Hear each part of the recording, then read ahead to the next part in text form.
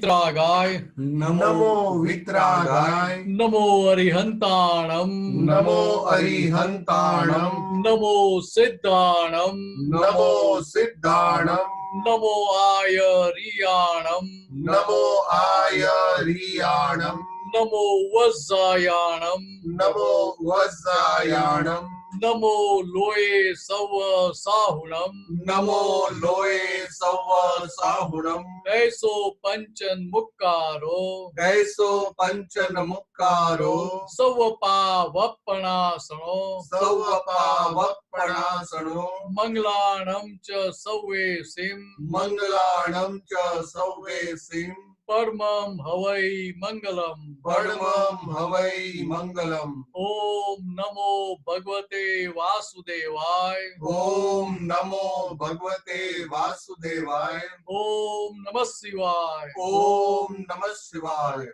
જય સચ્ચિદાનંદ જય સચ્ચિદાનંદ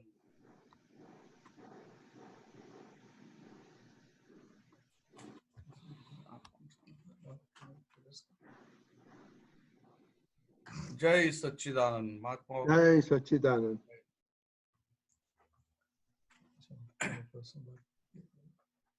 કાલનો કોઈ પ્રશ્ન હતો બાકી? જીતેન્દ્ર શાહ, જીતુભાઈ, અરે ભાઈ બોલો જીતુભાઈ. કાલે તિરસ્કારની વાત થતી હતી, અભાવ ને તિરસ્કારનો.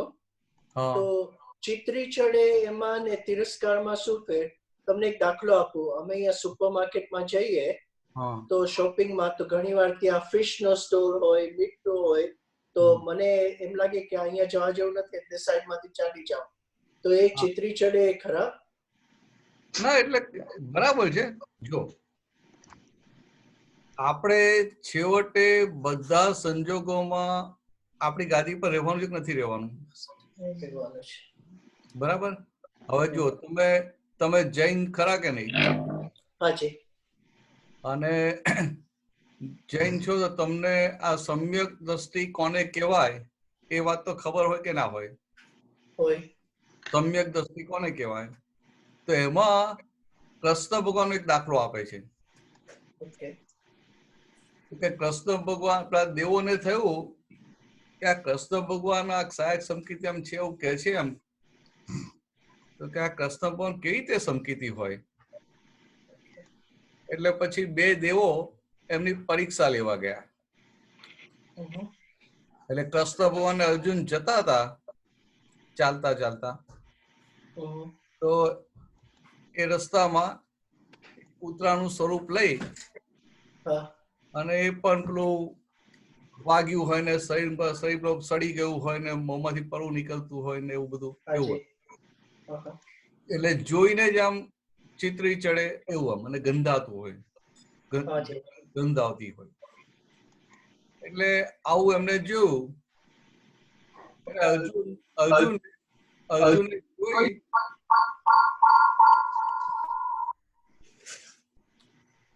એટલે અર્જુને જોયું એટલે અર્જુન આમ થૂકી અને આગળ ચાલી ગયો. અને કૃષ્ણ ભગવાન શાંતિથી ગયા આગળ.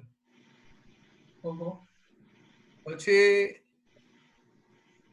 અર્જુને કૃષ્ણ ભગવાને કહ્યું કે આ જુઓ ને કૂતરું આમ બિચારું મરવા પડ્યું છે ને કેટલું સડી ગયેલું હતું, કેટલું ગંધ આવતી હતી.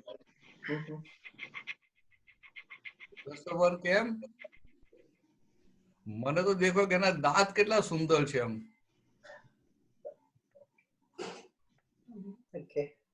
એટલે પેલા દેવો સમજી ગયા કે આ કૃષ્ણ ભગવાન સમકીતિ છે. તો કે આ અર્જુને શું જોયું કે આ સડેલું શરીર છે, કોવાયેલું છે, ગંધ આવે છે, એ બધું જોયું. કૃષ્ણ ભગવાને એના દાંત સુંદર દેખાતા હતા એટલે જે સારું હતું એ જોયું. એટલે આવી સ્ટોરી આવે છે શાસ્ત્રમાં. આપણી તો આખી વાત, આપણે તો આનાથી વાત બહુ આગળની છે. એટલે કહેવાનો મતલબ શું છે કે આપણે સમકીતિ છે, આપણે એક સહાયક સમકીતિ છીએ. એટલે આપણી સામે ગમે એવો સંજોગ આવે એ સંજોગ આપણને હલાવે નહીં. બરાબર. હવે અત્યારે તમારાથી એવું થઈ જાય કે આવું કંઈક જોઈએ એટલે ચિત્રી ચડે તો આપણે જીતુભાઈ જોડે વાત કરવાની હાજી કે જીતુભાઈ આ તમને આ ચિત્રી ચડે છે આની ગંધથી કે આ જોઈને કે બરાબર છે કે પણ છેવટે આ જગતનો કોઈ પણ સંજોગ આપણને હલાવે નહીં હા ઓકે એવા આપણે થવાનું છે ને હાજી એટલે આટલી વાત કરવાની બીજું બહુ ઊંડા ઉતરવાની જરૂર નથી નહીં ઓકે ઓકે ના સમજ પડી આપણે વધારે ઊંડા ઉતરવાની જરૂર નથી પણ એટલું સમજી લેવાનું કે આ બધામાંથી આગળ નીકળવું પડશે આગળ નીકળવાનું છે ઓકે ઓકે ના તમે સરસ ફોડ પાડી એટલે દાદા ભગવાન શું કહેતા હતા કે હું કાંદા બટાકા ના ખાતો હોઉં તો બીજો કાંદા બટાકા ખાતો હોય હાજી તો એના માટે મને ચીડ ચડવી જોઈએ નહીં નહીં ચડવી છે પછી આગળ શું કહ્યું કે આપણે નોનવેજ નથી ખાતા પણ કોઈ આપણી બાજુમાં બેસી નોનવેજ ખાય ને તો આપણને અસર ના થવી જોઈએ નહીં થવી છે આપણે જે કરવું હોય આપણે કરીએ બરાબર છે આવો નાનો નાનો સંજોગ આપણને હલાવી જાય હા તો કે હલાવે છે કેમ આપણને તો કે આપણને જે પહેલેથી અંદર પાકું થયેલું છે ને એટલે એક જે અભિપ્રાય થઈ એટલે આપણે શું કે ડિઝાઇન થઈ ગઈ ફ્રેમ પર એનાથી કઈક જુદું આવ્યું એટલે આપણે થાય કે આવું કેમ ઓકે બરાબર એટલે ખ્યાલ આવે દાદાનો દાખલો આપ્યો એટલે ના ખબર પડી એટલે આવા આપણે તૈયાર થવાનું છે ના એટલે કોઈ બાજુમાં બેસીને ખાતું હોય તો એવી કશી અસર નથી થતી પણ આ જે એની દુર્ગંધ આવે ને એ બરાબર વાંધો નહીં આ શું કહ્યું પણ છેવટે બધા સંજોગોમાં સ્થિર રહેવાનું ક્ષેત્ર કાર ભાવથી પલ થવાનું છે ના એ વાત સાચી હવે તમને બીજો એક દાખલો આપું આ બધા બહુ ચોખ્ખા માણસો હોય હાજી જેને એકદમ નીટ એન્ડ ક્લીન જોઈતું હોય અને કોઈના ઘરે જ્યાં ગંદુ હોય ને રસોડું ગંદુ હોય બેસિન ગંદુ હોય તો એને શું થાય તેમને શું થાય આ ગંદુ છે આમ છે તેમ છે થાય ના થાય હાજી એવું 78 માં હાજી દાદા ભગવાન સાથે સમેત શિખરની જાત્રામાં ગયા હતા એટલે સગવડ બહુ સારી હતી 2 બોગી હતી ટ્રેન ને 2 બોગી પણ એ જમાનામાં 2 બોગી એટલે બહુ મોટું કહેવાય ઓકે 2 બોગી એટલા મહાત્માઓને બોગીની અંદર જે 2 કમ્પાર્ટમેન્ટ હતા 6 ના 2 એમાં પેલું રસોડા જેવું કરી નાખ્યું રસોડું સ્ટોરેજ હવે બધા જ મહાત્મા રસોઈ ને બધું કરવાનું હોય એટલે શું થાય એ જમાનામાં જે સ્ટેશન પર પાણી મળે એટલે કિચનમાં પાણીની જરૂર પડે એટલે પાણીના પીપળા ભરી લે ઓકે બરાબર પાણીના પીપળા મૂકવાની જગ્યા ના હોય એટલે શું કરે ટોયલેટમાં પણ પીપળું મૂક્યું હોય હવે અત્યારે આપણે આ જે મિનરલ બોટલ આપણા મોટા બોટલ હોય એની સામે આ લોખંડનું બહાર કલર કરેલું પીપળું હોય ને એમાં પાણી ભર્યું હોય અને એમાંથી પાણી વાપરવાનું હોય તો તમે કેમ ના ખાઓ બરાબર અને એ પાછું સ્ટેશન પરથી સ્ટેશનના જે નળમાં પાણી સપ્લાય થતું એ સીધું પાઇપ થી ભર્યું હોય એટલે આ તો તમને વાત કરી હવે આગળ બન્યું શું કે પેલી ટ્રેન ગઈ તો રસ્તામાં કોઈક સ્ટેશન પાણી મળ્યું નહીં એટલે પાણી ખલાસ થઈ ગયું એટલે ટોયલેટમાં પાણી ખલાસ થઈ ગયું એટલે એમને જોયું એક બેન એક મહાત્માએ આપણા પેલા કીધું ભાઈ પાણી નથી એટલે પેલા જે કેટરિંગ વાળો ભાઈ હતો એને એક ડબલું આપ્યું પાણીનું ડબલું અને પેલા પીપમાં ડબલું ભરી અને એમને હાથમાં આપી દીધું લો આ ડબલું જઈ આવો કે સમજાય પછી પેલા બેન આ જોયું એટલે એમનાથી રહેવાયું જ નહીં પણ ખાવાનું કેમનું ભાવે? કે સંડાસનું જે ડબલું હોય એ જે પીપમાં નાખ્યું ને એ જ પીપમાંથી રસોઈ બનાવે ને આપણને જમાડે. કલ્પના કરો, તમે કલ્પના કરો કેવી રીતે ભાવે. એટલે એમનાથી રહેવાયું નહીં. એટલે પછી દાદા ભગવાન પાસે ગયા અને દાદા ભગવાને કમ્પ્લેન કરી કે દાદા, રસોઈને બધું સારું હતું ને બહુ ટેસ્ટી હતું અને સગવડની સર્વિસ પણ બહુ સારી હતી. તો એ જમાનામાં જે ફેસિલિટી હતી એ પ્રમાણે પાણીની ફેસિલિટી, મિનરલ વોટરની બોટલ તો મળતી નથી. અને પાછું બધે પાણી ના મળે, શોર્ટેજ થાય એટલે પીપળા મૂકેલા, પણ આવું કંઈક થઈ જાય. તો દાદાને એમને આવી કમ્પ્લેન કરી, દાદા આવું છે એમ. હવે તમને આવું કે તમે ટૂર કાઢી હોય, યાત્રા કાઢી હોય, કોઈ મહાત્માને કમ્પ્લેન કરે ભાઈ આવું થાય છે, તમે ધ્યાન રાખો, બરાબર, તો તમે કેટલા ઇમોશનલ થઈ જાઓ. થઈ જાય, બરાબર. અને બોલાવીએ એને, સમજાવીએ એને, વાત કરીએ, આમ કરીએ તેમ કરીએ. દાદા ભગવાને શું કહ્યું? દાદા ભગવાને એટલું જ કહ્યું કે આય પૂતગલ છે અને આય પૂતગલ છે. પૂતગલ એટલે આપણું ચોખ્ખું પાણી એ પૂતગલ, ડબલું નાખેલું પાણી એ પૂતગલ, ડબલાનું પાણી એ પૂતગલ જ છે ને. જુઓ, પૂતગલ નો ભેદ મિટાવી દીધો એમને. બરાબર. આપણને હોય ને કે આ પૂતગલ સાવ ના ખરાબ. દાદા કે આય પૂતગલ છે અને આય પૂતગલ. પેલા બેન ને આગળ કશું જ કેવું ના પડ્યું ને એમને અંદર એટલો સરસ ફોડ પડી ગયો. પછી આરામથી પ્રેમથી ખાતા હતા.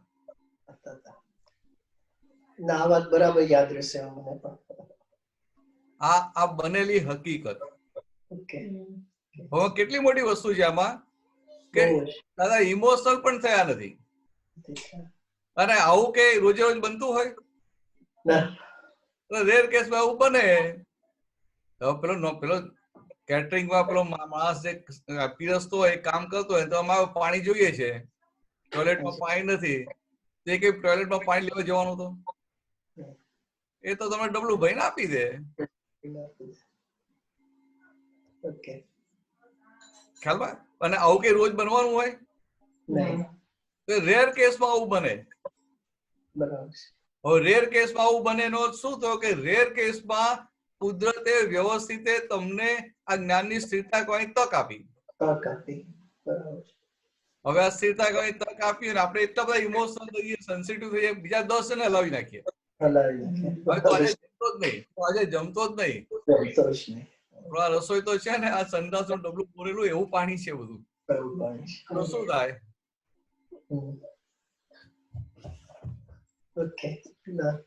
એટલે હવે તમારો પ્રશ્ન ક્લિયર થયો?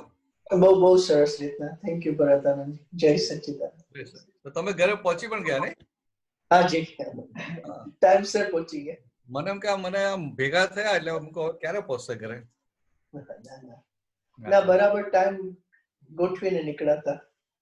બધું સરસ રીતના પતી ગયું. તમારી ગોઠવણી ઘણો જ આનંદ થયો તમને મળીને. તમારી ગોઠવણી સારી હોય. હવે જો આ તો આની વાત કરી, પણ દાદા મને દાખલો કેવી રીતે આપતા હતા? એટલે આ પેલું કઈક જૈનો આવ્યો અને કંદમૂળ ની પેલી આગ્રહવાળી વાત હોય ને એમ. એટલે કેવું હોય કે ઘરમાં વડીલો હોય કંદમૂળ ના ખાતા હોય અને છોકરાઓ કંદમૂળ ખાતા હોય. એટલે હવે ઘરે કઈક બનાવ્યું હોય તો બંને જુદું જુદું બનાવ્યું હોય, ભૂલથી એકાદ બટાકાનું ફોડું પડે તો શું થાય? પેલા એમને કસાયો થઈ જાય, એકદમ ઉગ્ર થઈ જાય. તમને ખબર છે કે હું કંદમૂળ નથી ખાતો, મારા શાકમાં કે મારી દાળમાં બટાકાનું ફોડવું આવ્યું ક્યાંથી? બરાબર છે. હવે સામે દાદા શું કે છે કે અમે જમવા બેઠા હઈએ અને કાગડો ઉડતો ઉડતો જતો હોય ને એના મોંમાં માંસનો ટુકડો હોય અને ભૂલથી અમારી થાળીમાં પડ્યો, તો ખબર ના પડે એ રીતે બાજુમાં મૂકી દઈએ. રૂમાલમાં મૂકી, એટલે કોઈને ખબર ના પડે. કોઈને બીજાનું પણ જમવાનું ના બગડે. ના બગડે. હવે જો આ હદની આખી જાગૃતિની વાત છે. આપણે તો આપણા માટે જ કાચા પડી ગઈ. બરાબર છે. એટલે કવિ આજે કહ્યું કે દાદા તો દાદા છે, કવિ બીજું લખ નહીં. બરાબર. ઓકે, ચાલો સરોજબેન નો પ્રશ્ન છે, સરોજબેન કાપડિયા. જીતુભાઈ જઈએ ને આગળ. ચોક્કસ. હા બોલો સરોજબેન. જય સચ્ચિદાનંદ. જય સચ્ચિદાનંદ. આપણે મન જે બતાવે એ મન વિચારના આધારે બતાવે, તો પછી મન ને વિચારનું કનેક્શન કઈ રીતનું અને આપણને ડિફરન્શિએશન કેવી રીતે થાય કે આ મને બતાવ્યું કે વિચારમાંથી આવ્યું? એટલે આ કેવું છે, એકદમ સિમ્પલ છે. હા. મન એટલે શું? તો મન ગ્રંથિઓનું બનેલું છે એવું કહ્યું દાદાએ. મન ગ્રંથિનું બનેલું છે. બરાબર. કહ્યું ને, એવું કહ્યું ને, એ તો સમજાય ને. હમ. એટલે કે જુદી જુદી ગાંઠ હોય, કે ખાવાની, પીવાની, પહેરવાની, આની તેની બધી જાત જાતની ગાંઠો હોય, તો કે ગાંઠોનું આખું એ ગાંઠોથી એ આખું મન બનેલું છે, ગ્રંથિ સ્વરૂપ. અને સાદી ભાષામાં શું કહ્યું કે મન એટલે વિચારોનું પોટલું, બંડલ ઓફ થોટ્સ. અને મનનું ફંક્શન શું? તો કે જેમ જે સમય સંજોગ ભેગા થાય એટલે દ્રવ્ય ક્ષેત્ર કાર પ્રમાણે એ બંડલ ઓફ થોટ્સ માંથી એક થોટ બહાર આવે. એટલે થોટ જે બહાર આવી અને એમાં અહંકાર વિચરે, અહંકારની સાથે ટ્રાવર્સ કરે, ત્યારે એ વિચાર કહેવાય. ખ્યાલ આવે? ત્યારે એને વિચાર કહેવાય. એ પહેલા એને અધ્યવસાન કહે. અધ્યવસાન એટલે એ ફૂટે ખરો, અહંકાર એની સાથે જોડાય નહીં.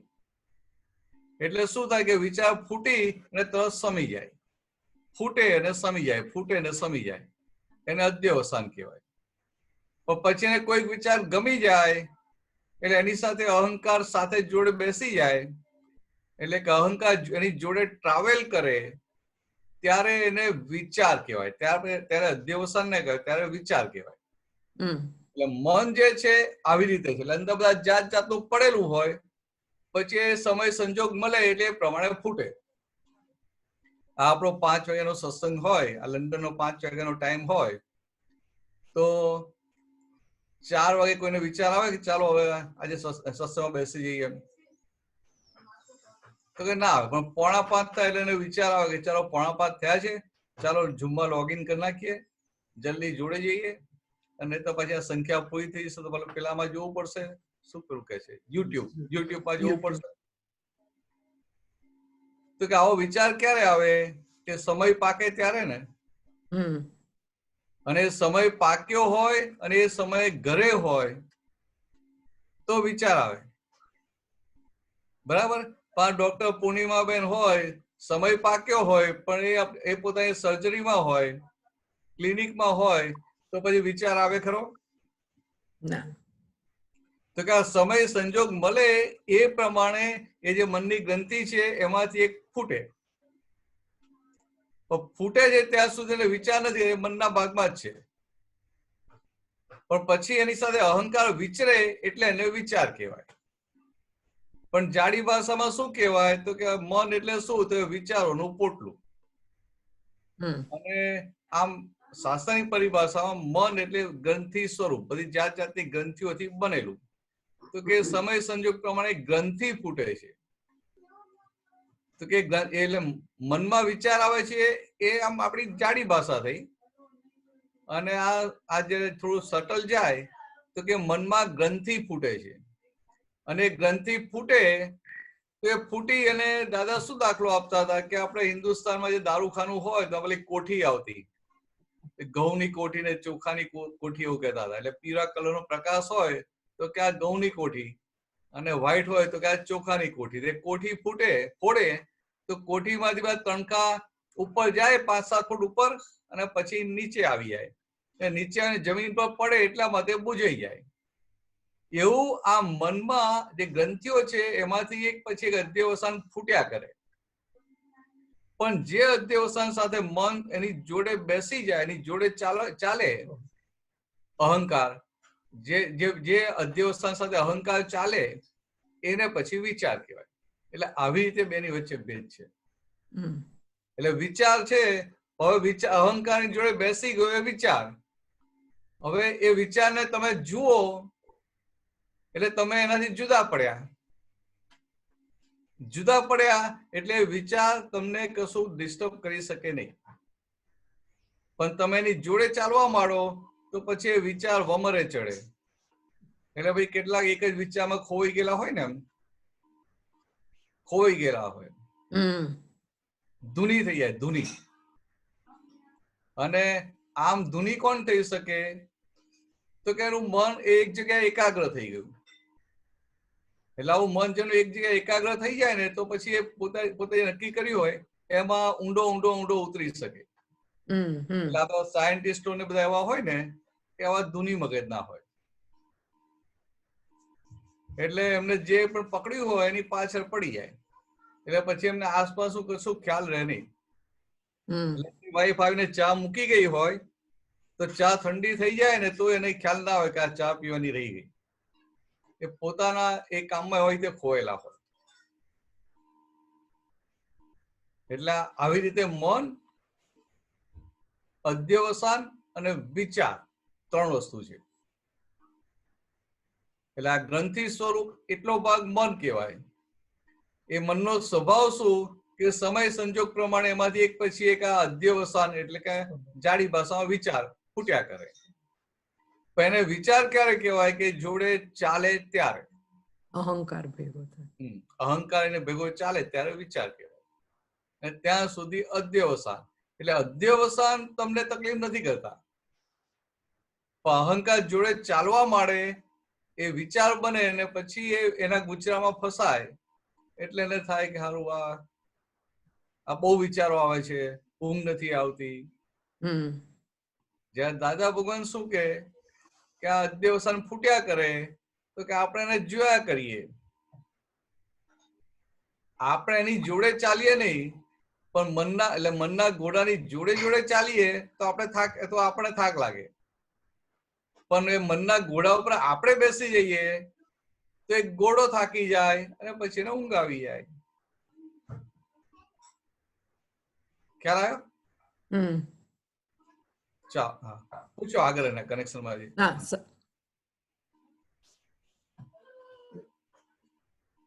સરોજબેન સમજાયું ને તમારો? સમજાયું. હવે આગળ પૂછ્યું તમારે આ પ્રશ્નમાં?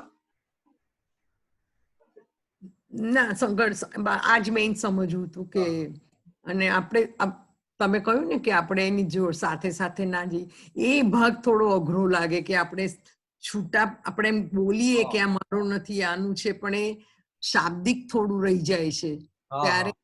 એટલે પછી તમારે પહેલા કેવું છે કે પહેલા આપણે સમજાય કે આ જે વિચારો આવે છે એટલે કે આ વિચારોની જોડે આપણે દોડવાનું નથી. વિચારોને જોયા એટલે ઘોડા ઉપર આપણે બેસી ગયા. સમજાય? વિચારોને તમે જોનારા થયા એટલે તમે મનના ઘોડા ઉપર બેસનારા થયા. અને વિચારોની જોડે દોડો એટલે તમે થાકી ગયા, એટલે તમે અહંકારી થયા. વિચારોની જોડે દોડો એટલે તમે સરોજબેન થઈ ગયા. અને સરોજબેન થઈ જાઓ એટલે થાક લાગે કે ના લાગે? લાગે, ડેફિનેટલી. એટલે થાક લાગે. એટલે એવી રીતે થાક લાગે છે. એટલે આમ કેવું દાદા સાદી ભાષામાં એટલી બધી ડેપ્થ વાળી વાત કરી દીધી છે કે આ મનમાં ગમેલા અધ્યવસાન ફૂટે એનો વાંધો નથી. એટલે કોઈને એવો સમય આવ્યો કે એક સાથે એટલા બધા ફૂટે એમ, પણ એકે અધ્યવસાને પકડે નહીં તો એ મુક્ત છે. અને આખું જગત શું વિચારે કે ઓહો આટલું બધું મન એ થઈ ગયું એમ. આટલા બધા એને અધ્યવસાન તો સમજાય નહીં, એટલે એને થાય કે આટલા બધા વિચારો એક સાથે મને આવે છે તો કે એવું ને આ કોઠી જેવા છે, જે દારૂખાની કોઠી હોય એ ફૂટે તો એક સાથે કેટલા બધા તણખા નીકળે, આમ ઝૂ અવાજ કરતા નીકળે, અને એમાં પાછો અડધી મિનિટમાં તે બેસી જાય નીચે, હમ ઓલવાઈ જાય. એવું આ અધ્યવસાન જો એને સમજાય અને એને અધ્યવસાન તરીકે જુએ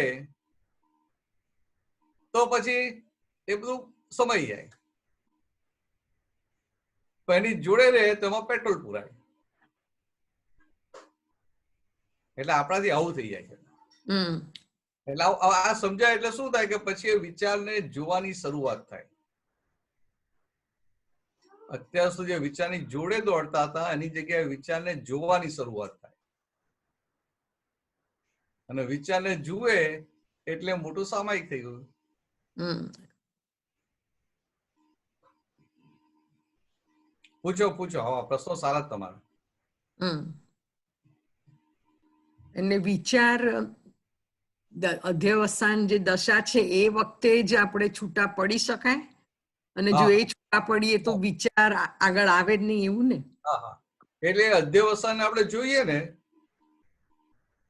અધ્યવસાન વખતે જ આપણે એ અધ્યવસાનને જોઈએ એટલે અધ્યવસાન આખું સમી જાય. અને હવે બીજા આવે એટલે એ જેમ પેલા તણખા નીકળે ને એમાંથી, એ તણખો સમાઈ જાય, બીજો નીકળે. કેટલી કોઠી હોય તો કોઠી 1-1.5 મિનિટ ફૂટે, 1-1 મિનિટ, ને પછી સમી જાય. એવું આમાં એ સમયનો જયારે ધક્કો હોય, એનો ફોર્સ હોય, ત્યારે થોડું 5, 10, 15 મિનિટ બહુ અધ્યવસાન ફૂટે, પણ તમે એને જોયા કરો તો બધું સમી જાય પછી. એટલે એ વખતે જોવાની જગ્યાએ શું થાય કે મને બહુ બધા વિચારો આવે છે, એટલે પોતાની ગાદી છોડી દે છે. મને બહુ બધા વિચારો આવે છે, મને બહુ બધા વિચારો આવે છે, મને બહુ બધા વિચારો આવે છે, મને આટલા બધા વિચાર કેમ આવે છે એમ કહીને પોતે વિચાર કરનારો થઈ જાય છે. હવે દાદાનું વિજ્ઞાન તો કેટલું સાદું, સીધું, સિમ્પલ, સહેલું છે, એમ કે ભાઈ આ મનમાં આ વિચારો જે આવે છે એટલે આ અધ્યવસાન એ સાથે આ અહંકાર વિચરે છે, ડિસ્ચાર્જ અહંકાર જે વિચરે છે આપણા મહાત્મા માટે, તો કે એ જે વિચાર છે એ વિચાર આવે છે કે વિચાર ખાલી થાય છે? આવીને જતા રહે છે, ખાલી થાય છે. ખાલી થાય છે એટલે કે વિચાર જાય છે ને. હવે વિચાર જતા હોય તો વિચાર જાય છે એટલે શું કે મનની જે ગ્રંથિનું જે વોલ્યુમ છે ધીરે ધીરે ઓછું થાય છે, ઓછું થાય છે, ખાલી થાય છે. હા, એ ખાલી થાય છે. નવો સ્ટોક તો હવે ઉમેરાવાનો નથી. તો એ ખાલી થાય છે, તો એ ખાલી થાય એ સારું કહેવાય કે ખરાબ કહેવાય? સરસ કહેવાય. સરસ કહેવાય. હા, બરાબર છે. તો કે ખાલી થાય છે સારું કહેવાય. અને એમાં ક્યારેક આપણે બહુ ખરાબ વિચાર આવતા હોય અને એ આપણે જોયા કરીએ તો ખરાબ વિચાર આવે છે કે જાય છે? જાય છે. એટલે કે ખરાબ વિચાર ખાલી થાય છે, એટલે સારું કહેવાય કે ના કહેવાય? બહુ સારું. એટલે આપણા માટે આપણે અક્રમ વિજ્ઞાન મળ્યું એટલે આપણા માટે પેલું કહે દોનો હાથ મેં લડ્ડુ. સારા વિચાર આવ્યા, એને જોયા, મન ખાલી થઈ ગયું. અને ખરાબ વિચાર આવ્યા, એને જોયા, એ ખાલી થઈ ગયા. તો કે બંનેમાં આપણને કમાણી છે.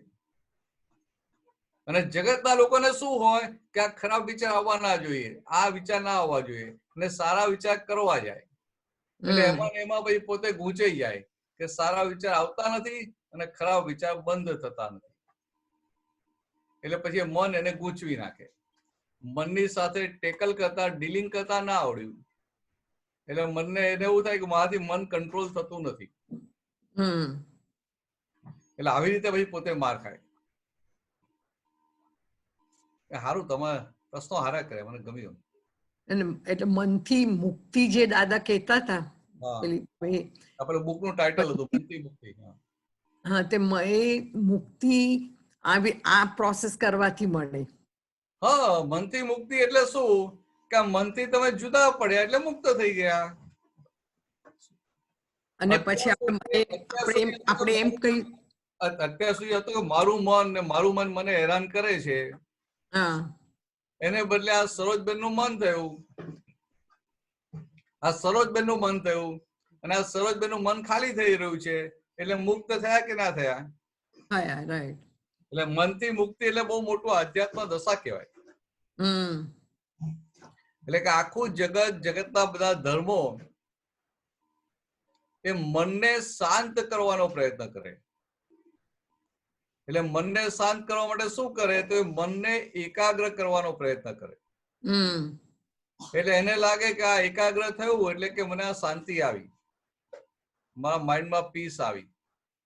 એટલે શું વિચારે કે જેટલા ઓછા વિચારો હોય છે તો મને શાંતિ વધારે હોય છે, તો કે આ વિચારો ઓછા આવે એવો પ્રયત્ન કરવા જાય. એવું બને ખરું? ના. એટલે પછી શું કે ભાઈ તું પ્રયત્ન કર્યા કરે તો બહુ અઘરું છે કે આખો અવસર નીકળી જાય. તો પછી આખી જિંદગી પાસે દોડ્યા કરે અને એને શું લાગે હું તો આટલા વર્ષોથી આ કરું છું, અને આપણે એકાગ્રતા કરે એટલે એકાગ્રતાના આધારે એને થોડીક શાંતિ લાગે એટલે એને થાય કે મને હવે થોડીક શાંતિ રહે છે. એટલે એનો જે અહંકાર વાળો ભાગ છે એ પોસાય કે મને શાંતિ રહે છે એટલે મેં કંઈક કર્યું, હું કંઈક પામ્યો, બીજા બધા પામ્યા નથી. એટલે આ રીતે અહંકાર પોસાય અને કર્યા કરે. જયારે આપણી વાત આખી જુદી છે. આપણી વાત તો આખી વિચારને મનથી જુદા પડ્યા. આપણે આપણી ગાદી ઉપર રહ્યા અને આ જે અધ્યવસાન અને આ જે વિચારો એટલે કે ડિસ્ચાર્જ અહંકાર જેમાં વિચરે એ બધાને આપણે જોનારા થયા, જાણનારા થયા. એટલે ભગવાનની ભાષામાં મનથી મુક્ત થયા. એટલે કે અત્યાર સુધી એટલે પેલા બધા મનના માલિક થઈ અને મનને શાંત કરવાનો પ્રયત્ન કર્યો, કંટ્રોલ કરવાનો. અને પછી સક્સેસફુલ થાય નહીં એટલે કે હજી તો બહુ અઘરું હોય, બહુ પગથિયા, કેટલો ટાઈમ જતો રહે, એના માટે કે હિમાલયમાં જઈને બેસવું પડે, કેટલી ધ્યાન કરવું પડે, કેટલી સાધના કરવી પડે. અને પછી કોઈ કે ના મારું મન થોડું શાંત રહે છે એટલે બીજા બધાને થાય કે ઓહો આ કેટલો આગળ વધી ગયો. પણ જયારે સંજોગ આવે ત્યારે વિચલિત થઈ જાય કે ના થઈ જાય? થઈ જાય. આ સાધના કરતા હોય, એકાગ્રતા કરતા હોય અને નિયમિત કરતા હોય અને પછી એમને સોશિયલ ફંક્શનમાં ક્યાંક જવાનું થાય અને 2-4 દિવસ એટલી બધી એ હોય આમ દોડધામ ને બધી સંજોગો એવા હોય કે શાંતિથી બેસાય એવું ના હોય, તો જે થોડી ઘણી અંદર મનમાં શાંતિ થઈ હોય ક્યાં હવામાં ઉડી જાય ખબર પડે કે ના પડે? એને એવું થાય કે ઓહો આ તો જાણે એમ કશું છે જ નહીં એવું લાગે. એને એવું લાગે મારું બધું લૂંટાઈ ગયું. હવે કેવા થવાનું છે કે બહારના સંજોગો ગમે તેવા હોય પણ એ મનના એ વિચારોને એ આપણે જોનારા થયા. ભલે અંદર ડિસ્ચાર્જ અહંકાર અંદર ઇન્વોલ્વ થાય, આપણે એનો વાંધો નથી, પણ એને જોનારા થયા તો કે આ જોનારા થયા તો મનથી મુક્ત થયા. અને જે મનથી મુક્ત થયા એ મોક્ષ તરફ જાય. ખ્યાલ? જે મનથી મુક્ત થયા એનું એ મોક્ષ તરફ આગળ વધે. એવું આ મનથી, બુદ્ધિથી, ચિત્તથી, અચિત, આ નિકાલી અહંકાર બધાને આપણે જોનારા થયા કે ના થયા? થયા. રાઈટ. તો બધાને જોનારા થયા એટલે આપણે મોક્ષ તરફ જલ્દી જઈએ છીએ કે નથી જતા? જઈએ છીએ. તો કે આટલું બધું આપણે જોઈ શકીએ એવી દશામાં આપણને મૂક્યા છે.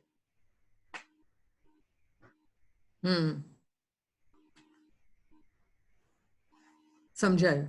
હા, પૂછો હવે આગળ બીજો કઈ પ્રશ્ન હોય તો પૂછો.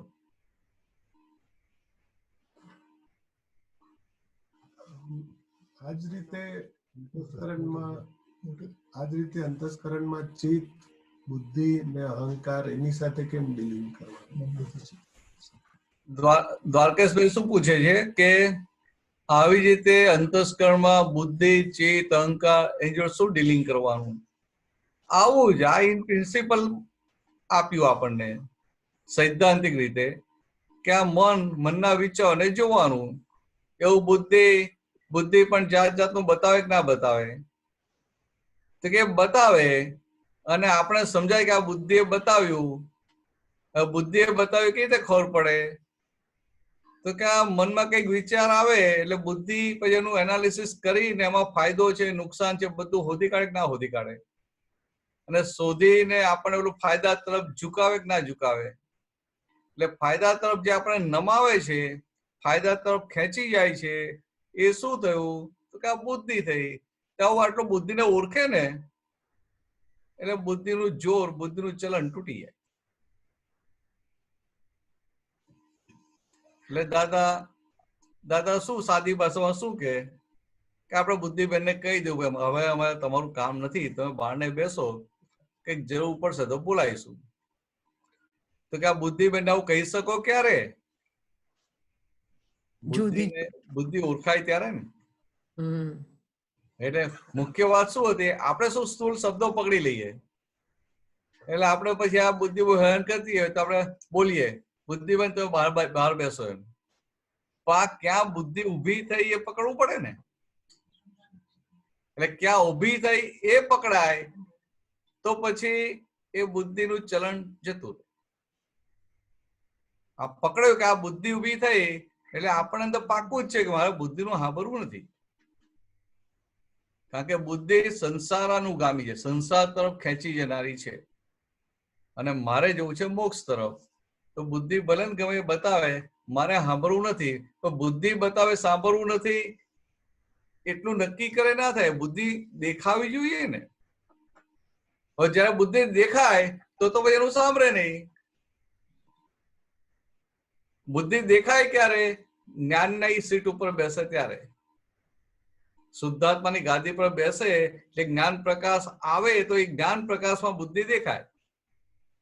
એટલે બુદ્ધિ દેખાય એટલે બુદ્ધિની વાત સાંભળે? તો બુદ્ધિની વાત જ ના સાંભળે એટલે પછી મોક્ષ તરફ જાય કે ના જાય? હવે દાદા આપણે આવું બધું કે ને એમ તો આપણે થાય ભાઈ હવે આ તો થોડું અઘરું છે, એના કરતા પેલું શુદ્ધાત્મા આપણે શુદ્ધાત્મા બોલીએ ને એટલે બધું આવી જાય એમાં. અને ખરેખર આવી જાય છે ને. જેવું કે હું શુદ્ધાત્મા છું એટલે આ બધામાં ઇન્વોલ્વ થઈ ગયો હોય તો નીકળી જાય કે ના નીકળી જાય? ખાલી એટલું બધું હું મન વચન કાહી તદ્દન જુદો એવો શુદ્ધાત્મા છું તો પણ શું થાય? તરત જ એને અંદર આમ આનંદ ફૂટે.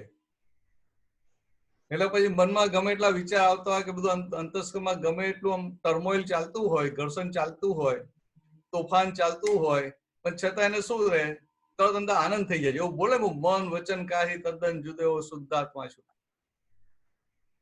એટલે આવી રીતે આપણે આગળ વધી જવાનું. તો બીજા બે જણના પ્રશ્નો છે ભાઈ. આનંદભાઈ નો ક્વેશ્ચન. સરોજબેન બરાબર છે, આગળ વધીએ. હા હા ચોક્કસ. હા ચાલો. અનંતભાઈ,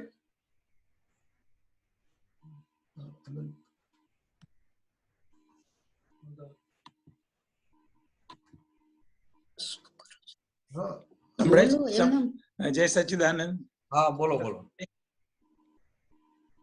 જગત આત્માનો વિકલ્પ છે એ જરા સમજાવો. ઓહો, આ તો બહુ સહેલું છે એમ ને? તમારા માટે બહુ સહેલું ભાઈ. જગત આત્માનો વિકલ્પ છે. કેટલી સહેલી વાત છે. એટલે શું? તો કે હું શુદ્ધાત્મા અને બહારનો ભાગ તો કે જગત. બરાબર, સાદી ભાષામાં હું શુદ્ધાત્મા અને આ બહારનો ભાગ, એ બહારનો ભાગ આખું જગત. એટલે કે આ વર્લ્ડ એ પણ જગત કહેવાય, આપણી ફાઇલ નંબર 1 એ પણ જગત કહેવાય. બરાબર. હવે વિકલ્પ એટલે શું? Alternative, substitute. એટલે ખરેખર હું આત્મા છું, પણ એ પોતે આત્મા થઈને રહે છે કે જગતના ભાગમાં જાય છે? એટલે કે આ મન વચન કાયા થઈને બેસી ગયો. મન વચન કાયા એટલે જગતમાં જતો રહ્યો. તો જગતમાં ગયો એટલે શું થયું? કે એને ખરેખર રહેવાનું તો શુદ્ધાત્મામાં, પણ જતો રહ્યો જગતમાં. એટલે જગત એ આત્માનો વિકલ્પ થયો. બરાબર. વિકલ્પ એટલે આમ શાસ્ત્રીય ભાષામાં બહુ જુદી રીતે છે, પણ આપણે બહુ જાડી ભાષામાં વિકલ્પ એટલે શું? ઓલ્ટરનેટિવ. વિકલ્પ એટલે સબસ્ટિટ્યુટ. બરાબર. તો કે અત્યાર સુધી આપણે શુદ્ધાત્મા જ હતા પણ જીવ્યા કેવી રીતે? અનંતભાઈ થઈને.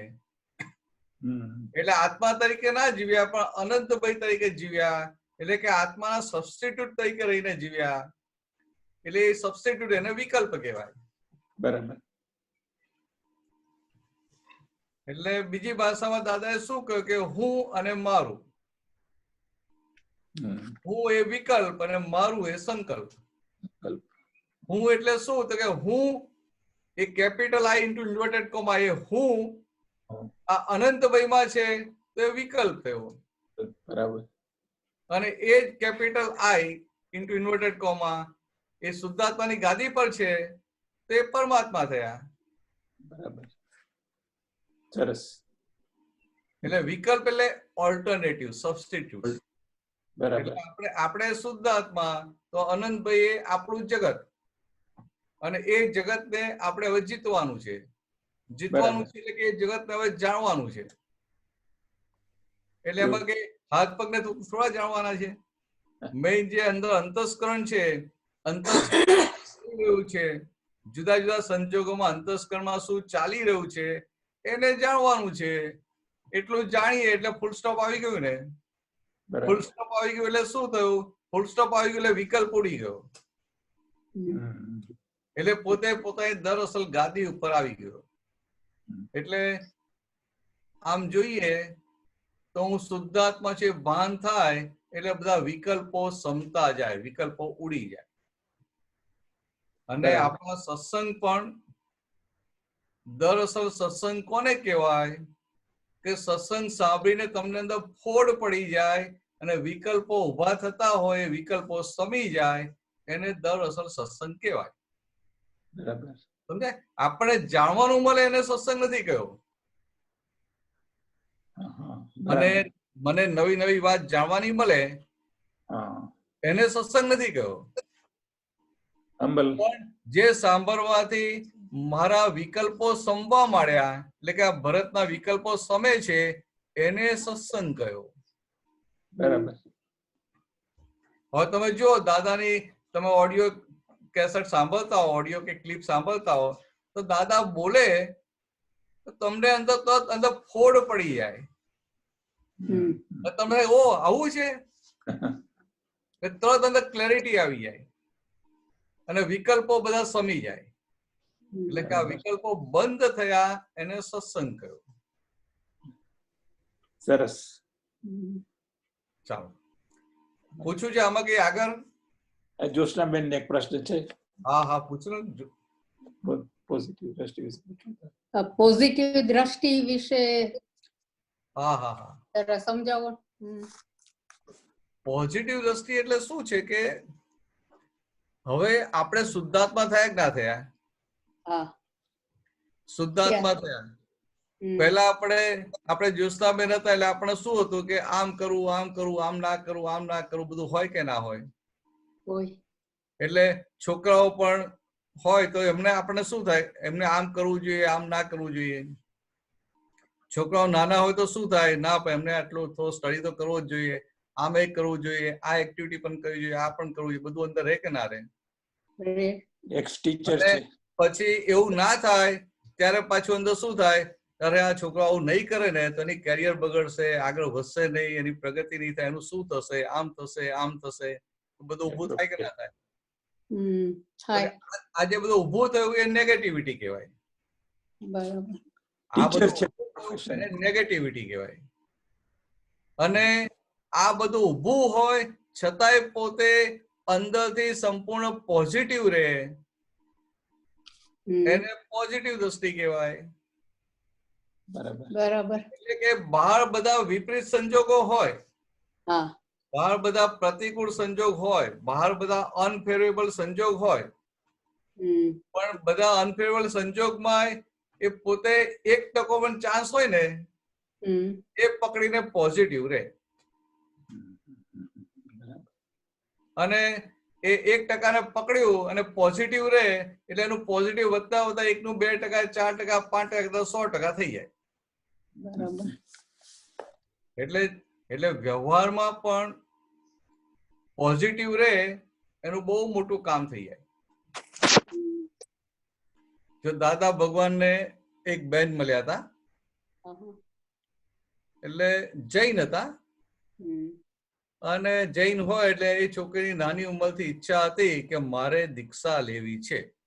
હમ. બરાબર છે વાત? કે મારે દીક્ષા લેવી છે, એ ઈચ્છા હતી. પણ મોટી થઈને સંજોગો એવા હોય કે એના મા બાપે પ્રેશર કર્યું અને એને લગ્ન કરવું પડ્યું. હમ.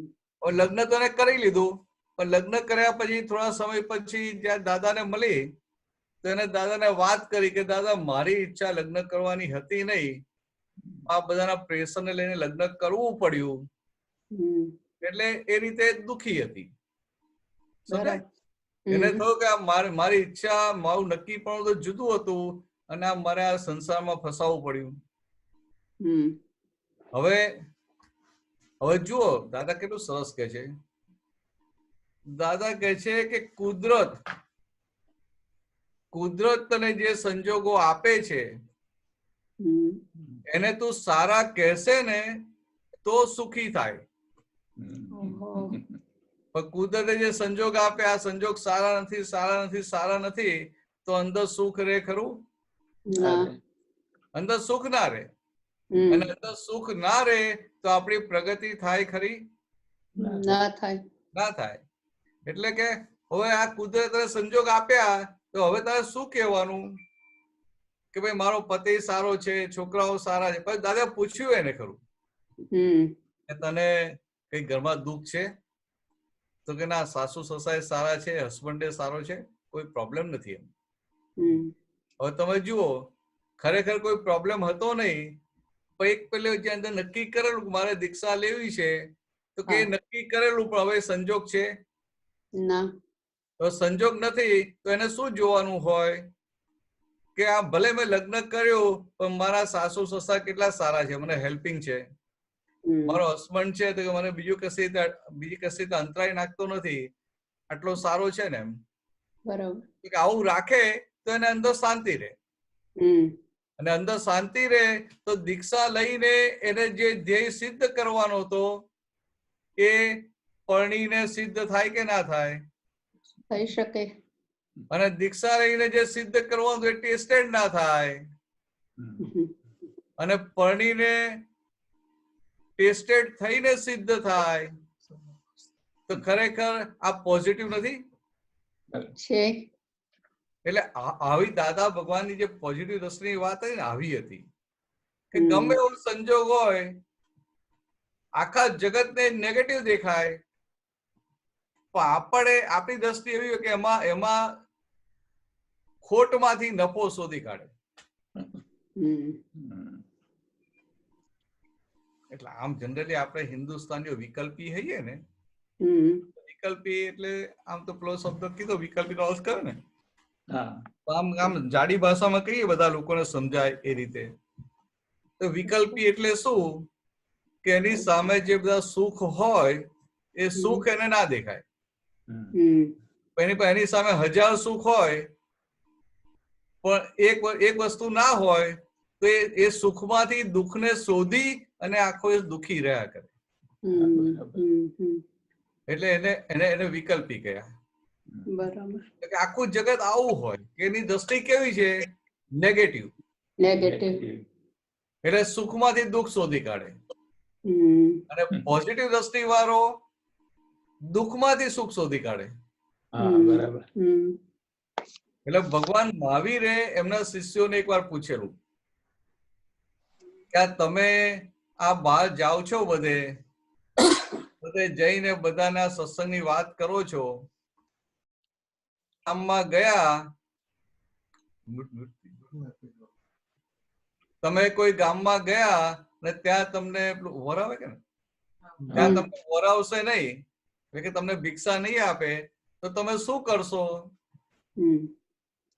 તો કે અમે સમજશું કે આજે અમારો આ કુદરત અમને ઉપવાસ કરવાની તક આપી, એટલે અમે ઉપવાસ કરી લઈશું. પછી ભગવાન આગળ પૂછ્યું કે તમારું અપમાન કરે, તમને ગારો દે તો શું કરશો? તો કે અમારું અપમાન કરે, ગારો દે તો અમે સમજશું કે આ અહંકાર ઓગારવા માટેનો અમને સંજોગ ભેગો થયો, એનો પુરુષાર્થ કરવાનો સંજોગ ભેગો થયો. પછી કે તમને મારે તો તમારા હાથ કાપી નાખે તો કે હાથ કાપી નાખે ને તો પગ તો છે ને એમ, તો પગે કાપી નાખે તો ભલે ને પગ હાથ પગ કાપી નાખે પણ અમે જીવતા તો છીએ ને, અમે જીવતા છીએ તો ત્યાં સુધી અમે અમારા મોક્ષનું કરી શકીશું ને. સમજાય? એટલે આવી રીતે ભગવાન મહાવીરના શિષ્યો પૂરેપૂરા પોઝિટિવ હતા. અને આપણે દાદા ભગવાનના ફોલોવર કહેવાઈએ, વારસદાર કહેવાઈએ, તો કે આપણે બધા સંજોગોમાં પોઝિટિવ ના હોવું જોઈએ. ચોક્કસ રહેવું જ જોઈએ. નેગેટિવ આવ્યા જ કરે. આ ઉંમર થાય એટલે ની દુખે કે ના દુખે, નીનું ઓપરેશન કરાવવું પડે, બેકનું બેક દુખે, કામે શરીર બૂમો પાડે, બધું થાય કે ના થાય? થાય. એટલે શરીર એટલી બધી બૂમો પાડે કામે ના થાય, તો તમારે કેવું પડે અનંતભાઈ ને કે ભાઈ તમે આજે તમે બનાવી લો, મારાથી ઉભા નથી થવાતું. એટલે આવા સંજોગ આવે, કોઈ આવા સંજોગ આવે. પોઝિટિવ કઈ રીતે રહેવાનું કે ભલે જ્યોત્સનામાંથી કશું નથી થતું પણ મારાથી શુદ્ધાત્મામાં રહેવાય છે ને. આવી રીતે બધા સંજોગોમાં પોઝિટિવ રહ્યા કરો. એટલે દાદા ભગવાન આવી રીતે કહેતા કે પોઝિટિવ. દાદાએ તો વ્યવહારમાં પણ કેટલા બધા દાખલા આપ્યા છે પોઝિટિવ ના. દાદા એમના જે દાખલા આપ્યા છે કે ભાઈ આ ધંધામાં ખોટ ગઈ અને મન બધું બતાવે કે આ બહુ ખોટ ગઈ, બહુ ખોટ ગઈ, તો પછી અમને અસર થવા માંડી. તો પછી અમે વાત કરી કે ભાઈ આપણે ધંધામાં કેટલા પાર્ટનર છીએ, તો કે આમ દેખીતા તો 2 છીએ પણ આમ તો કેટલા બધા છીએ. તો કે આ નફો થાય છે તો નફામાં બધા ભાગ પડાવે કે ના પડાવે? ખોટ ગઈ તો એ ખોટમાં એમનો ભાગનો અધિકાર ખરો કે નહીં? લે તો અધિકાર ખરો કે નહીં? તો આપણે એમનો અધિકાર જૂટવી અને બધી જ ખોટની આપણે ચિંતા કરીએ, એવું કરાય ખરું? કરાય. આપણે સામાનો અધિકાર જૂટવી લઈએ છીએ. સમજાય? એટલે આજે જે દ્રષ્ટિ જે સમજણ છે ને આખી, કે આ જેમ સુખમાં ભાગીદાર છે દુઃખમાં એ ભાગીદાર છે. તો 2 લાખની ખોટ ગઈ ને અમે 10 ભાગીદાર છીએ, તો મારા ભાગે કેટલી આવી? 20,000 રૂપિયાની આવી ને, તો મને કેટલો અધિકાર છે?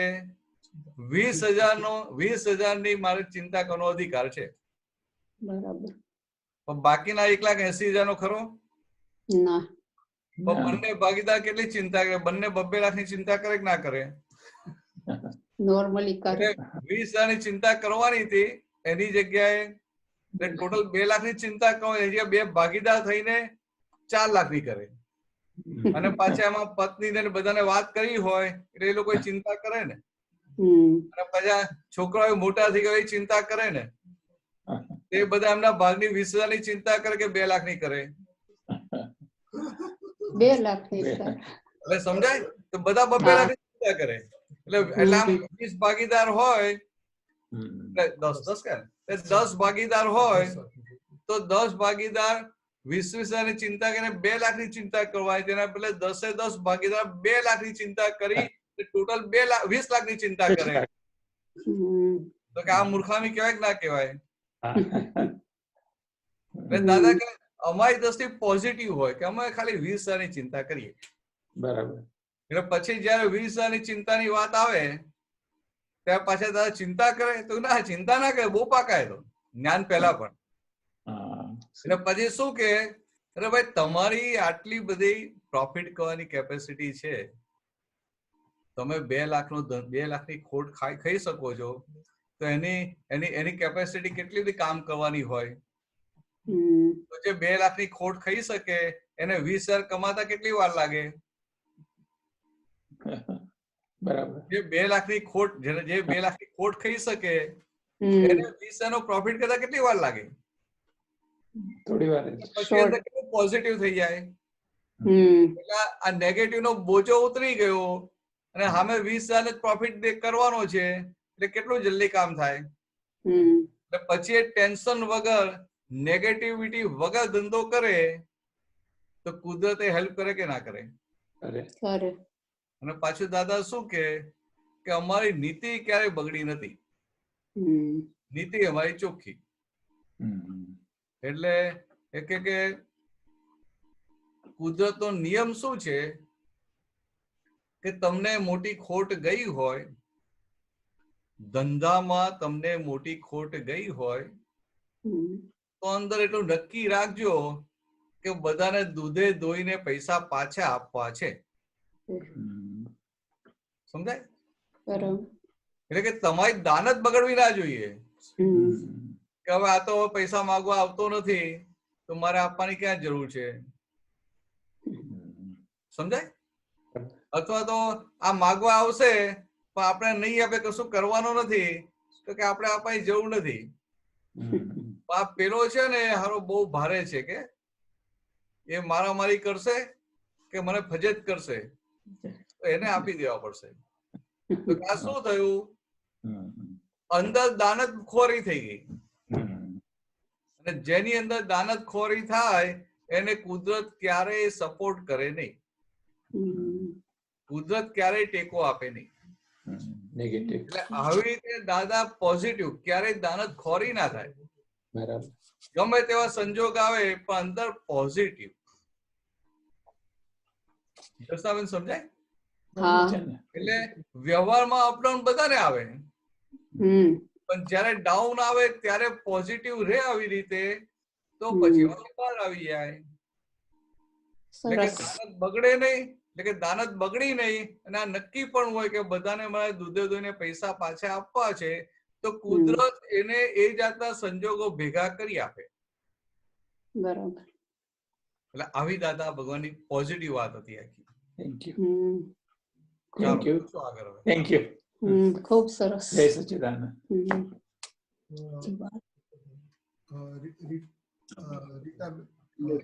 ઠાકોરભાઈ, રીતાબેન.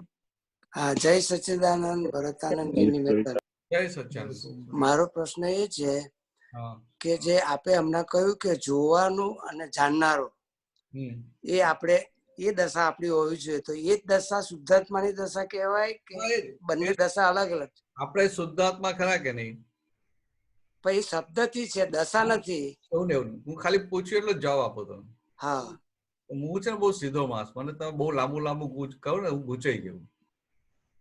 એટલે હું તો સીધું તમને પૂછ્યું, તમે શુદ્ધાત્મા ખરા કે નહીં? હા, શુદ્ધાત્મા જ્ઞાનથી ખરા. હા, જ્ઞાન લીધું એટલે ખરા.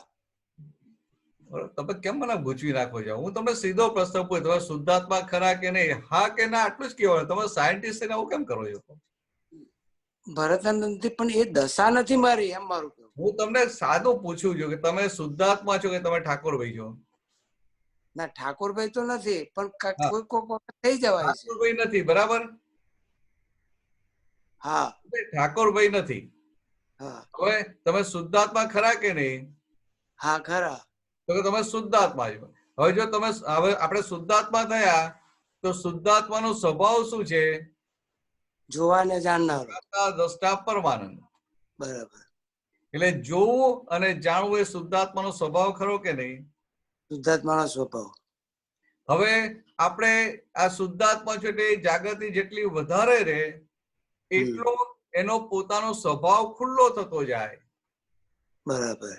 એટલે એટલું એક જ્ઞાતા દ્રષ્ટાપણું વધતું જાય. બરાબર. અને જેટલું એક જ્ઞાતા દ્રષ્ટાપણું વધે એટલા એમને ઠાકોરભાઈ આ વધારે દેખાય. બરાબર. એટલે કે ઠાકોરભાઈ ની જે પ્રકૃતિ, ઠાકોરભાઈ એટલે પ્રકૃતિનો ભાગ. બરાબર. પ્રકૃતિ એમને ધીરે ધીરે એક્ઝેક્ટ દેખાતી થાય, જેમ છે તેમ દેખાતી થાય. બરાબર. પોતાની પ્રકૃતિ નહીં, ઠાકોરભાઈની પ્રકૃતિ. બરાબર. બરાબર. શુદ્ધાત્મા એટલે ઠાકોરભાઈની પ્રકૃતિ જેમ છે તેમ દેખાતી થાય. તો કે દ્રષ્ટાપણું એટલું બધું ખુલ્લું થાય કે એ પ્રકૃતિનો ફોટો જેમ છે તેમ પાડી શકે. સમજાય? પ્રકૃતિનો ફોટો જેમ છે તેમ પાડી શકે તો સમજી લેવાનું કે અંદર શુદ્ધાત્મા પૂર્ણ રૂપે ખુલ્લા થઈ ગયા છે. બરાબર. ખ્યાલ આવ્યો? ખ્યાલ આવ્યો. હા, એટલે એ દશા પૂરેપૂરી ખુલ્લી થાય એટલે એ શુદ્ધાત્માની દશા આવી કહેવાય. શુદ્ધાત્માની દશા શરૂઆત થઈ ગઈ. હવે સ્વભાવ ખુલ્લો થવાનો બાકી છે. બરાબર. શુદ્ધાત્મા તો તમે થઈ ગયા. ભાઈ તો અંશ માત્ર કહેવાય ને અત્યારે તો, અંશ માત્ર ના કહેવાય હવે, કારણ કે પૂરેપૂરી દશા તો આવી નથી. અરે અંદર દીવો, અંદર ભગવાન તો પૂરેપૂરા છે, શુદ્ધાત્મા ભગવાન પૂરેપૂરા છે કે અંશમાં છે? અંદર પૂરેપૂરા છે પણ પૂરેપૂરા ખુલ્લા નથી થયા.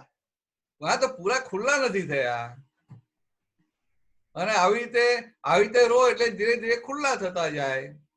એટલે જેમ જેમ આવરણ તૂટે ને ખુલ્લા થાય, એટલે જેટલા ખુલ્લા થાય એટલે એમનો સ્વભાવ ખુલ્લો થતો જાય. હા હા એમનો પોતાનો મૂળ સ્વભાવ ખુલ્લો થતો જાય. બરાબર. તો શું કહેવાય? ઇનહેરન્ટ નેચર ખુલ્લો થાય. કેમિસ્ટ્રીમાં કે ને ભાઈ કેમિકલ ઇનહેરન્ટ નેચર શું છે? આ એલિમેન્ટનું ઇનહેરન્ટ નેચર શું છે, અને પછી એનું કમ્પાઉન્ડ થયું તો કે હવે શું નેચર થયું, એ રીતે આખું. એટલે તમે હવે ઠાકોરભાઈ ખરા, પણ Thakorbhai by relative view point. બરાબર. પણ રિયલ વ્યૂ પોઈન્ટ થી શુદ્ધાત્મા. રિલેટિવ વ્યૂ પોઈન્ટ એટલે વ્યવહારથી તમે ઠાકોરભાઈ અને નિશ્ચયથી શુદ્ધાત્મા. બરાબર. વ્યવહારથી એટલે શું? ખરેખર લાગે પણ ખરેખર નહીં. બરાબર. સમજે? એટલે લોકોને બધા લાગે કે આ ઠાકોરભાઈ છે.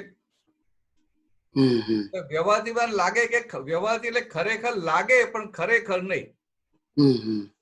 અને શુદ્ધાત્મા એટલે દેખાય જ નહીં, એટલે ખરેખર લાગે નહીં, ખરેખર. સમજાય? નિશ્ચયથી એટલે ખરેખર, વ્યવહારથી એટલે ખરેખર નહીં. એટલે ઠાકોરભાઈ વ્યવહારથી ને, બરાબર. વ્યવહારથી એટલે ખરેખર નહીં ને. ના. અને શુદ્ધાત્મા એટલે એટલે નિશ્ચયથી ને. હા નિશ્ચયથી. એટલે ખરેખર શુદ્ધાત્મા છો ને. હા શુદ્ધાત્મા છે. હા એટલે ખરેખર શુદ્ધાત્મા. હવે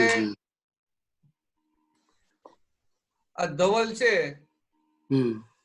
તો ધવલ વ્યવહારથી તમારો દીકરો કે નિશ્ચયથી?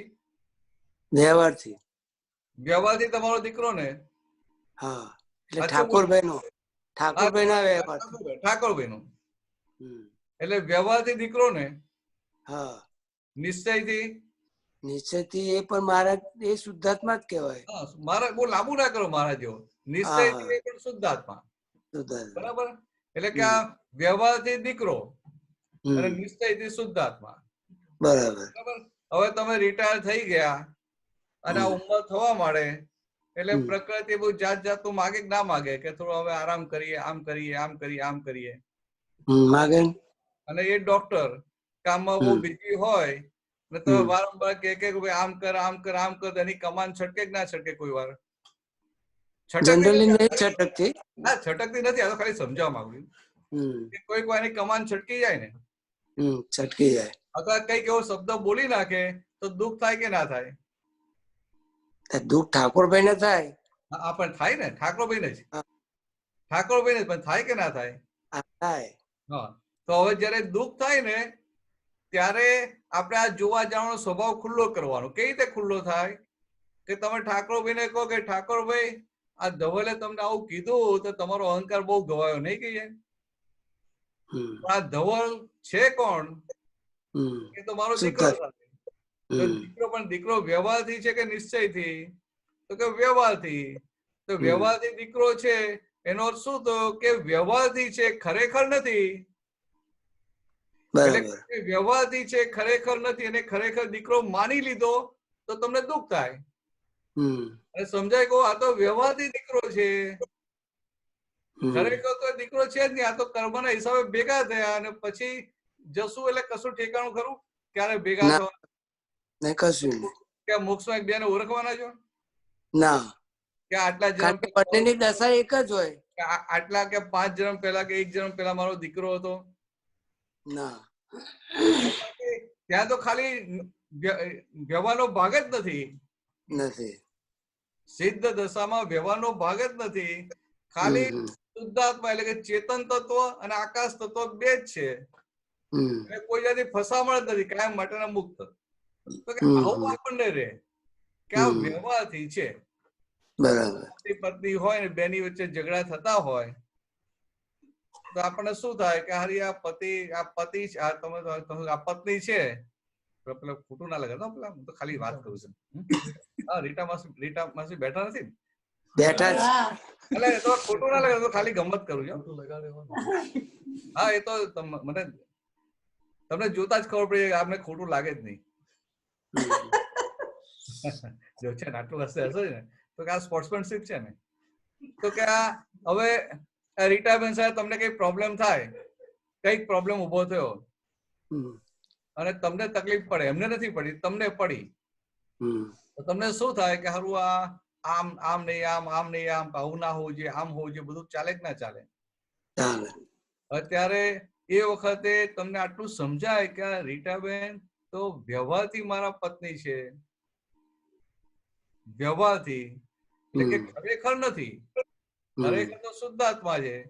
તો પછી એ બધું જે બધું ચોટેલું હોય બહુ તદ ઉખડી જાય કે ના ઉખડી જાય? બાકી શુદ્ધાત્મા રસ્તે સ્થિર થાય કે ના થાય? અને શુદ્ધાત્મા રસ્તે સ્થિર થાય એટલે જ્ઞાતા રસ્તા પણ ખુલ્લું થાય કે ના થાય? એટલે કે આપણો સ્વભાવ ખુલ્લો થાય કે ના થાય?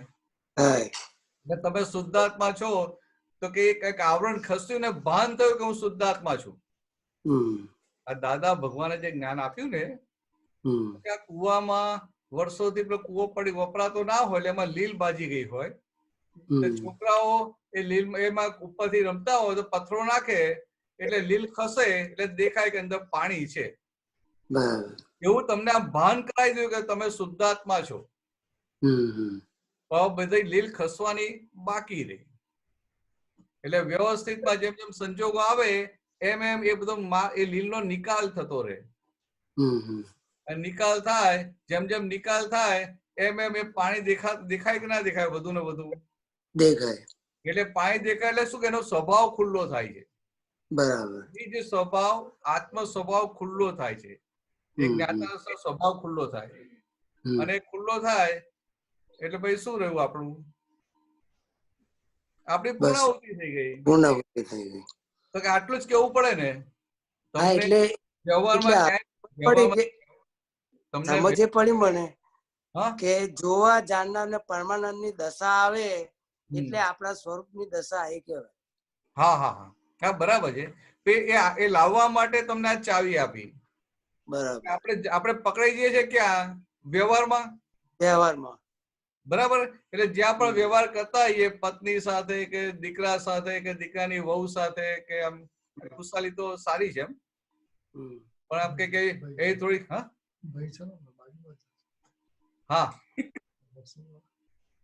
પણ એટલે અત્યારે તો શું અત્યારના છોકરાઓ નવી જનરેશન છે ને બહુ એમને રાગદ્વેષ વાળા ના હોય, બહુ સીધા હોય.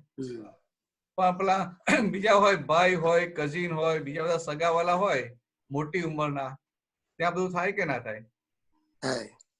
એટલે ત્યાં બધે આપણે શું વાપરવાનું કે આ વ્યવહારથી ભાઈ છે, આ વ્યવહારથી દીકરો છે, આ વ્યવહારથી પત્ની છે, કે આ વ્યવહારથી કાકી છે, કે આ વ્યવહારથી મામી છે, કે આ વ્યવહારથી બેન છે. એટલે પછી બીજું આપણે ચોટે નહીં. તમે કહો કે વ્યવહારથી છે એટલે શું થયું? ખરેખર નથી, ખરેખર તો શુદ્ધાત્મા છે. એટલે તમને જેટલું ત્યાં જે ચોટી જતું હોય ને એ ઉખડી જાય. ઉખડે એટલે માથાથી બોજો જતો રહે. અને બોજો જતો એટલે મુક્તતા અનુભવમાં આવે કે ના આવે? બોજો ગયો એટલે એટલો શુદ્ધાત્મા પ્રકાર, એટલો શુદ્ધાત્મા આપણો ખુલ્લો થયો કે ના થયો? આટલું વાપરીને આપણે પૂર્ણાહુતિ કરવાની છે. થાય 100% થાય. આ તમે 100% થાય બોલે એટલે તમે પોઝિટિવ થઈ ગયા. અને એ દશા આવી જાય તો પછી બોલવાની જરૂર જ નથી, અંદર વર્ત્યા જ કરે. હા, અંદર વર્ત્યા કરે. તો કે આવી રીતે આપણે પોઝિટિવ રહી અને આ થોડું વાપર્યા કરવાનું, એટલે પછી એની જાતે બધું રિઝલ્ટ આવ્યા કરે. જય સચ્ચિદાનંદ. સારો પ્રશ્ન કરી દીધો તમે. આપણે 6 ને 9 થઈ છે. સોમભાઈ તમારો છેલ્લો પ્રશ્ન લઈ લઈએ, પછી બીજા બધા નહીં લઈ. હવે ટાઈમ થયો હોય તો કાલે લઈશું. ના ના, આજે જ લઈ લો ને. કાલ કોને દીઠી છે? આજનો લાવો લીજીએ રે, કાલ કોને દીઠી છે? આપણે જ્યાં મન ઉપર સત્સંગ થયો તો જે મનમાં વિચાર આવે પછી બોલાય અથવા એ પ્રમાણે બોલાય, તો વાણી અને વિચારના સંબંધ ખરો કોઈ? હા, ખરો ને. એટલે આ વિચાર આ શું છે કે આ વિચાર આવે, આ તમને થાય ને કે આ દીકરો છે તો આવું કેમ કરે છે, એટલે આવો વિચાર આવ્યો કે દીકરો આમ કરે છે, એટલે પછી બુદ્ધિભાઈ એના પર આવું કેમ કરે છે, એટલે પછી એ જે દ્રવ્ય ક્ષેત્ર કાર ભાવ ભેગા થયા એ પ્રમાણે વાણીના અંદર જે કોડવર્ડ પડેલા હોય એ કોડવર્ડ ભેગા થઈ અને પછી વાણી બને. એટલે આવી રીતે બેનું રિલેશન છે. બરાબર. એટલે વાણીને ફૂટવા માટે બહારનું કોઈ નિમિત્ત જોઈએ કે ના જોઈએ? જોઈએ. એટલે એવી રીતે મન થકી એને નિમિત્ત મળી જાય અથવા બીજા કોઈ બહારના નિમિત્ત મળી જાય. અચ્છા, તો અમારે એક ડોક્ટરે પૂછતા હતા કે મનમાં વિચાર આવે તો જ બોલાય, વિચાર ના આવે તો બોલાય નહીં, એટલે ના એ તો એવું નહીં, બરાબર છે, એના માટે બરાબર છે, ડોક્ટર માટે, બહારના લોકો માટે બરાબર છે.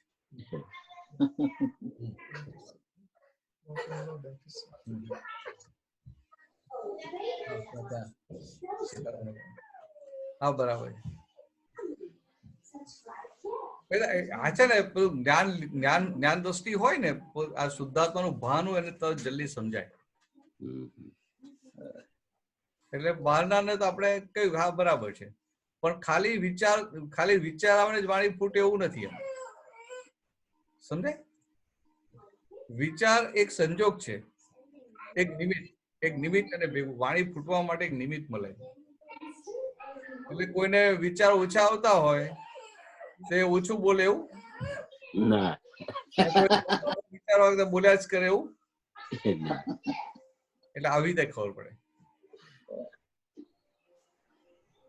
ચાલો ત્યારે છે બીજો કઈ પ્રશ્ન? જય સચ્ચિદાનંદ. જય સચ્ચિદાનંદ. રજનીભાઈ પૂરું કરશો?